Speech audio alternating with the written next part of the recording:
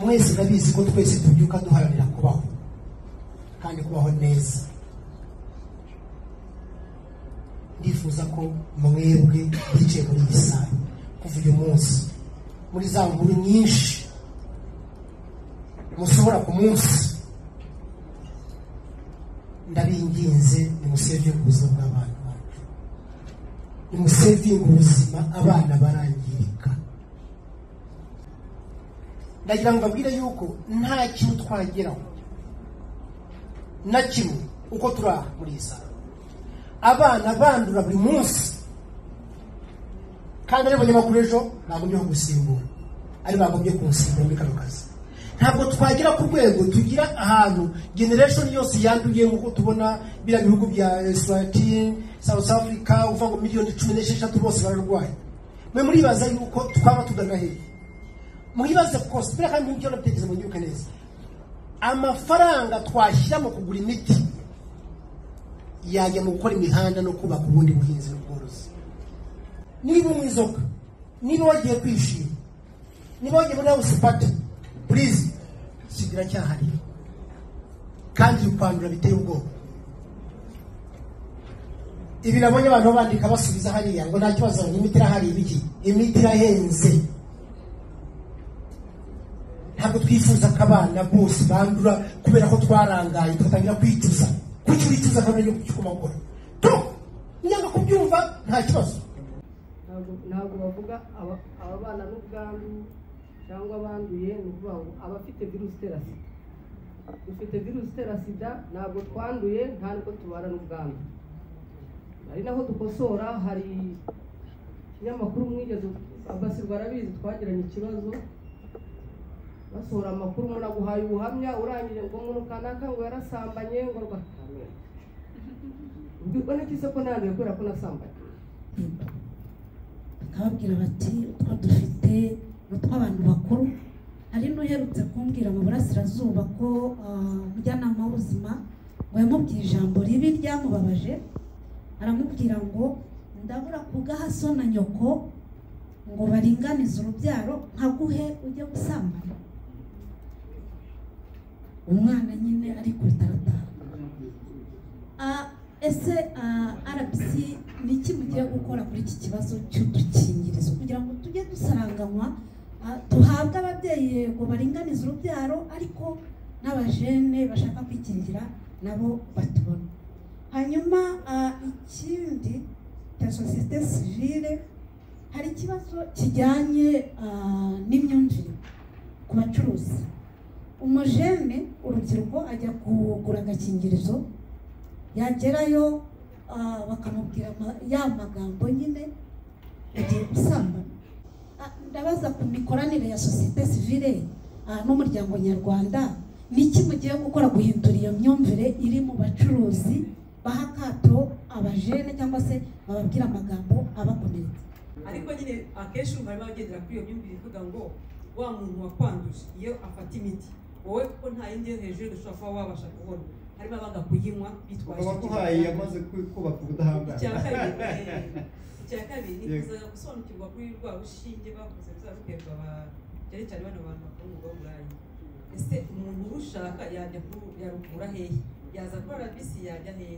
Kuri ubu ngubu ubushakashatsi bwagaragaje ko tugira ubwoko bubiri bwa VIH, tugira VIH imwe na VIH kabiri. Izo zose n'imiti dufite irazivura. Kuba rero umuntu wakwanduje yanywaga imiti ntacyo bihindura, n'ubundi virusi ikomeza kuba ari yayindi.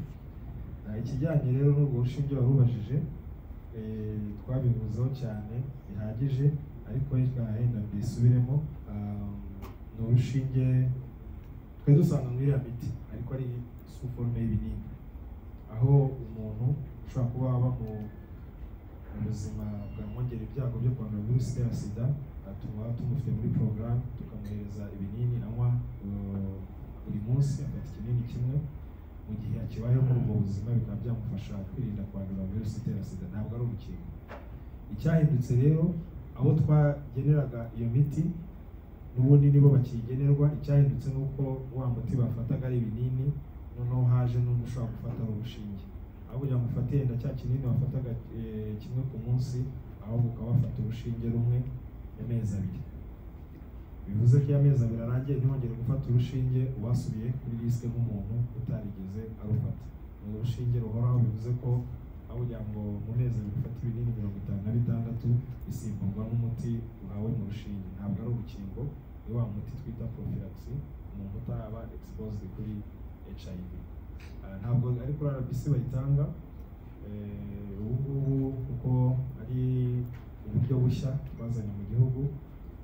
Twatangiriye kuri centre de santé ebyiri mu Rwanda hose, nazo ziri i Kigali, kugira ngo tubanze turebe ese abantu bari bubashe kurwitabira bari urwemere, kugira ngo wenda turebe niba twagerageza no kujyana mu bindi bigo nderabuzima. Biri gutangirwa kuri centre de santé ya Gikondo n'iya Busanza. Nkurikije uko nabisobanuriwe n'abantu bakurikirana ababyeyi ku maposite de sante n'amasantere de sante, umubyeyi yagiye gupimisha inda bamupima na virusi itera sida, hanyuma iyo basanze ayifite bahita bamushyira kuri porogaramu, rero bakamukurikirana kugeza abyaye, noneho n'umwana bakazamupima amaze kuvuka. Ndagira ngo mudusobanurire abana, iyo umwana agize imyaka 2 bagapima bagasanga afite VIH, arakomeza agafata imiti.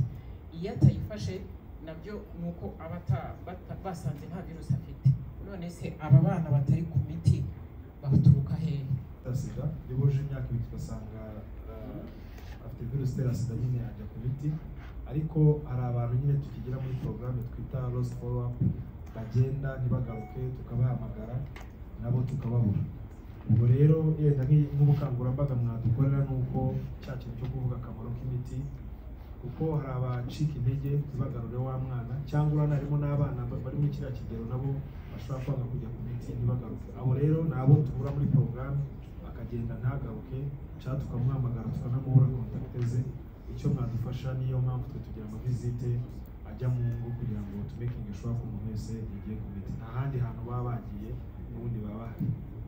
Babaho na lost follow up, hazamo cya kintu cya self stigma, cyangwa se kunanirwa kwiyakira no kunanirwa kwiyakira k'umubyeyi, kuko ari kubona umwana we nawe yagiye mu kibazo, ugasanga kwiyakira biranze, none ugasanga ntari motive no kujya gufata wa muti.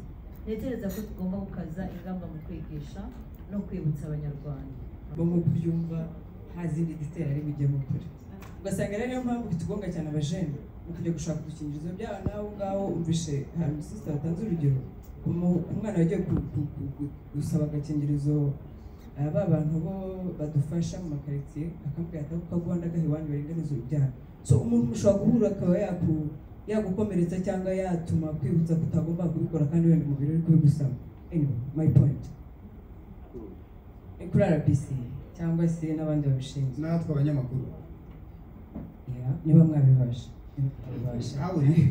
nanjye njyewe hari murabona ukuntu umuntu ajya kuri ATM, nta muntu uba uhari, aragenda agakora akazana amafaranga. Nta kuntu mwazatwubakira turiya tuzu ku mihanda ahantu hahurira abantu, ukagenda ugashyiramo amafaranga ukaguha agakingirizo ukigendera.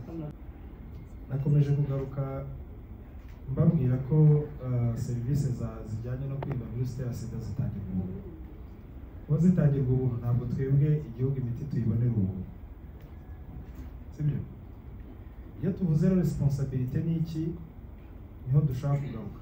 Ese kuki mwebwe mutakumva ko nubwo hari imiti ushobora kunywa ukabaho nta kibazo ufite, kuki ushaka kujya kuki ayo mafaranga igihugu gitanga tutakwirinda virusi itera sida, ayo mafaranga twakoresha ikindi kintu?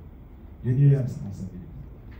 Ikindi nshaka kugarukaho ni ibijyanye n'ubwo ufite virusi itera sida mu mubiri wawe, ukanywa imiti, ubuzima bwawe bukabaho kandi ukabaho uri fit umeze neza, ntabwo bivuze ko 100% umubiri wawe umeze neza.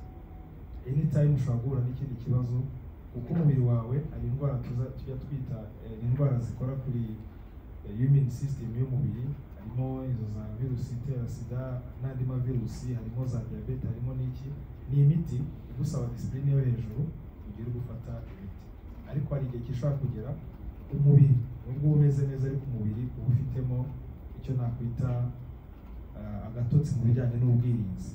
Hari igihe rero ushobora kugira ikibazo, yego ni byiza kubera ko imiti dufite ubu ngubu idufasha, ariko ntiwumve ko uri 100% fit n'umuntu udafite virusi itera sida mu mubiri we.